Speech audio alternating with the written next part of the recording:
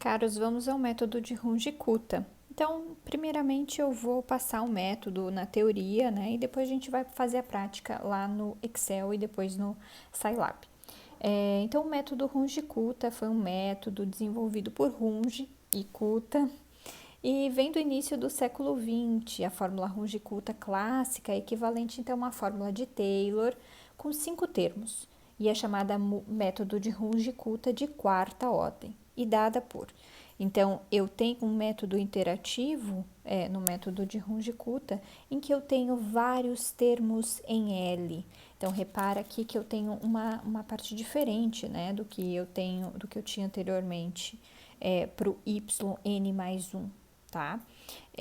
Você tem que ter, então, os números de yn derivando-se sucessivamente, então, as equações, aqui nesse caso, a 46, que é a equação que a gente está trabalhando. Vou voltar aqui para a gente olhar ela. Opa! Aqui, ó. Derivando-se várias vezes aqui, essa equação aqui, tá bom? A equação principal, a equação de trabalho, né? O f de x, y, ok? E aí, a fórmula de Runge-Kutta vai envolver uma média ponderada desses valores de f de x e y, tomando diferentes pontos no intervalo xn até o xn mais 1. Então, ela é dada por yn mais 1, vai ser o yn, L sobre 6, em que eu tenho vários Ks. Então, Kn1, Kn2, Kn3, Kn4. Por isso que é chamada, então, Runge-Kutta de quarta ordem, né? Porque eu tenho esses vários Ks.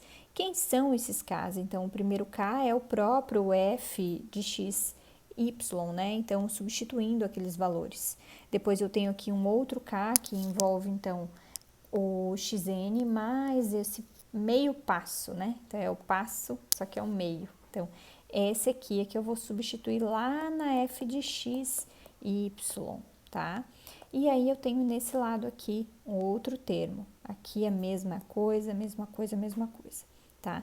E aí, a gente calcula quem? Esse yn mais 1, com todos esses valores, tá?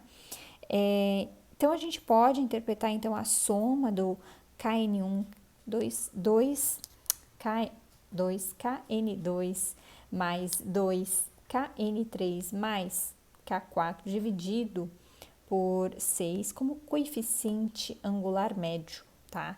Então, é como se eu tivesse aquela reta e eu passasse várias pequenas retas aqui e tirasse um coeficiente médio dessas retas, tá? Então, no Euler, né, eu tenho xn mais L.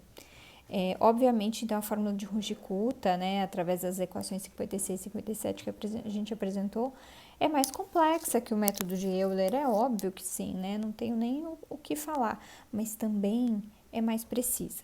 Então, a gente vai fazer agora, para aquele mesmo exercício anterior, com o método de Runge-Kutta. E a gente vai ver se a gente chega lá no 2,50, ok? Obrigada.